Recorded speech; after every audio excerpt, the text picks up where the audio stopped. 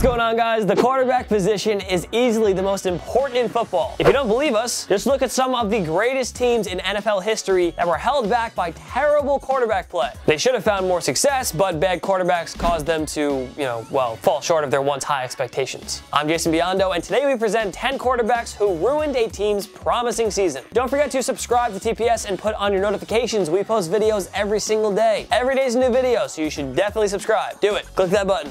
Some honorable mentions. Joe Flacco, 2017 Baltimore Ravens. Alex Collins, Mike Wallace, and Ben Watson supplied Joe Flacco with quality pass-catching options. The defense was a top 10 unit as well, but Flacco had just 18 touchdowns versus 13 interceptions. Baltimore finished 9-7, missing the playoffs for a third straight year. Kerry Collins, 2008 Tennessee Titans. 13 wins was tops in the AFC for the Titans. They had the second best scoring defense. Rookie running back Chris Johnson had 1,228 rushing yards, but Kerry Collins tossed just 12 touchdowns in the regular season. The Ravens easily shut down Collins and the offense in the divisional round, and the Titans' dream season ended in a disappointing home loss. Scott Mitchell, 1997 Detroit Lions. Barry Sanders reached 2,053 rushing yards. Two receivers registered 1,000-yard seasons, but Scott Mitchell just wasn't good enough, and the Lions lost to the Tampa Bay Buccaneers in the wild card round. Number 10, Blake Bortles, 2018 Jacksonville Jaguars. Saxonville made a surprise run to the 2017 AFC Championship game. Led by the league's most powerful and dominant defense, along with star running back Leonard Fournette, Jacksonville asserted themselves as a dominant unit. They barely lost to the New England Patriots in the AFC title game, but that's okay. With an elite defensive unit and powerful rushing game, Jacksonville would turn it up a notch in 2018, right? Nope, it didn't happen. After a promising 3-1 start to the season, quarterback Blake Bortles became a turnover machine. The Jaguars lost 7 straight games mid-season and saw their championship dreams completely disappear. This was on Bortles. The Jacksonville defense was still one of the league's most dominant in 2018, and the rushing offense did fine when Fournette was healthy. But Bortles' struggles wasted one of the most hyped up and promising seasons in franchise history. Number 9, Mark Sanchez, 2011 New York Jets. Oh, the pain. I still feel it to this day. Behind a stingy defense and powerful running game, the New York Jets reached back-to-back AFC Championship games in 2009 and 2010. Up next, Mark Sanchez has to lead the New York Jets to a Super Bowl title. The Jets stood pretty at 8-5 heading into the final 3 games, but the Sanchez collapsed at the worst possible time. He compiled 7 interceptions in the Jets' last 3 games, all losses. The Jets finished 8-8 and missed the playoffs. Sanchez's poorest season wasted a top 5 defense and productive years from wideout Santonio Holmes and running back Sean Green. This could have been a Super Bowl caliber team, but Sanchez didn't let it happen. Thanks, Sanchez. I'll never forget it. Number 8, Trevor Siemian, 2016 Denver Broncos. With Peyton Manning retired, the Denver Broncos turned to 2015 7th round pick Trevor Siemian as their starting quarterback. The Broncos were coming off a Super Bowl 50 championship and had the pieces in place to compete for another title. Denver started out 4-0 thanks to their championship caliber defense. That unit only allowed 18.6 points per game in 2016. They ranked first against the pass and registered a whopping 42 sacks. The Broncos had 2 1,000-yard receivers in Demaryius Thomas and Emmanuel Sanders, but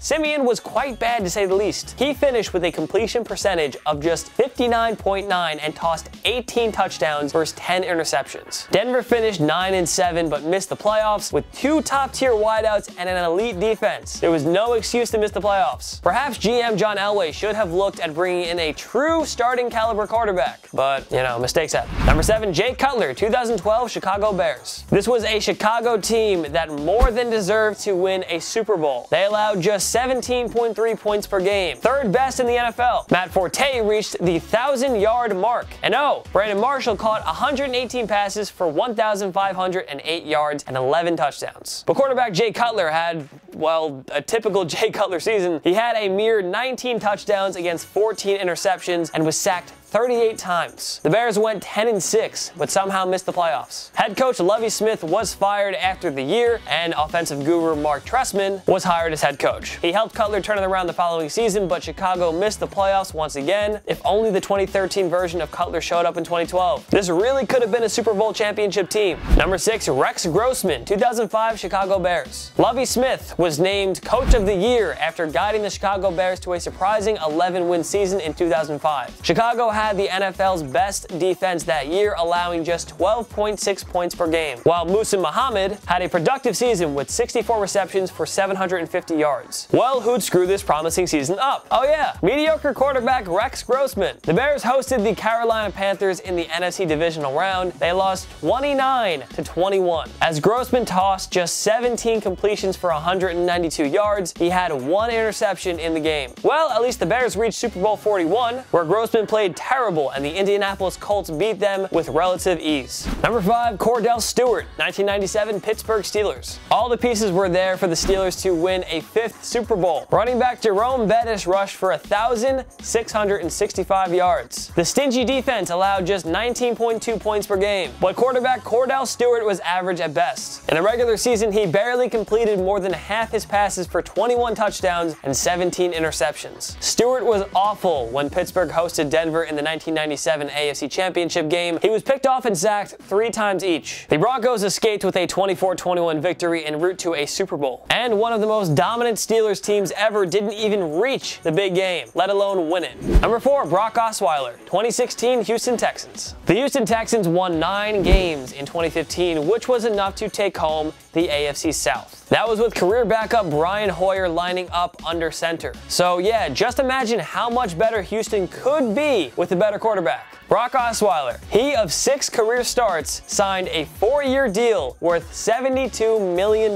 with the Texans in the offseason. Perhaps winning a Super Bowl ring as Peyton Manning's backup in Denver would provide Osweiler with the much-needed experience to win a championship on his own in Houston. Nope, didn't work out that way. Houston had the best defense in 2016, along with a 1,000-yard rusher in Lamar Miller. Oh, and Pro Bowl wide receiver DeAndre Hopkins. Houston won the AFC South with a 9-7 record, but Osweiler had just 2,957 yards and 15 touchdowns against 16 interceptions on the season. He threw 3 interceptions in their AFC divisional round blowout loss to the New England Patriots, which all but doomed such a promising year. The Texans traded Osweiler to the Cleveland Browns the following offseason, deciding that 1 year of Brock this monster was more than enough. Number 3, Bobby Hebert, 1992 New Orleans Saints. Coached by Jim Mora, the 92 New Orleans Saints defense was easily one of the best in NFL history. This team allowed just 12.6 points per game, fewest in the league that season. Wide receiver Eric Martin had a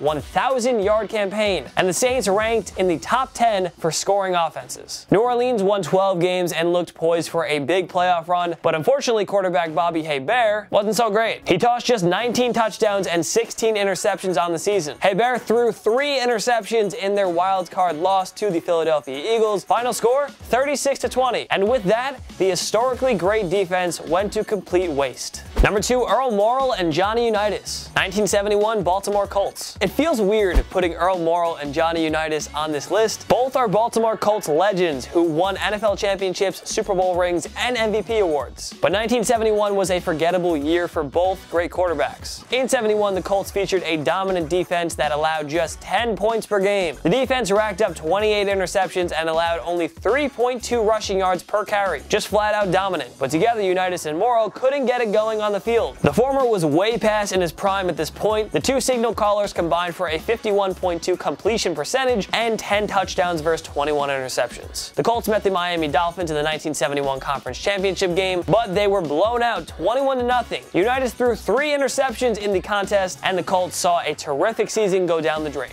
Number 1, Elvis Grbac, 2001 Baltimore Ravens. The Ravens won Super Bowl 35 thanks to an elite defense led by Ray Lewis, you know, the historic unit that allowed only 10.3 points per game. The defense was so dominant that people often forgot Trent Dilfer, of all people, was the starting quarterback for the championship team. The Ravens defense propelled them to a 10-win season in 2001. They allowed just 16.6 points per game, and Shannon Sharpe was enjoying a pretty productive year, but quarterback Elvis Grbac was just not good at all. He barely completed over half his passes and tossed 15 touchdowns against a yucky 18 interceptions. The Ravens reached the AFC divisional round anyway, where they met the Pittsburgh Steelers. Grbac threw 3 interceptions and was sacked 3 times in the game, and the Ravens were blown out 27-10. The defenses simply deserved better, but Grbac destroyed their chances at back-to-back Super Bowls. Talk about wasting a great team. Which other quarterbacks ruined a team's promising season? Join us in the comment section below. Make sure to follow myself and Total Pro Sports on social media. We post great content all the time. At least go check out our pages. Like, go there and be like, oh, whoa, I like those Instagrams. Oh, cool tweet. At least go check it out. And if you don't like it, don't follow us. But if you do like it, follow us. Either way, we appreciate you. You know what else we appreciate? Likes. And if you like this video, give it a like. One click down below. Just takes one click. If this is your first time around TPS, make sure to subscribe because we post videos every single day. Every day is a video. So you should definitely subscribe. Of course, thanks so much for watching. I'm Jason Biondo, and I'll see you next time. My knee.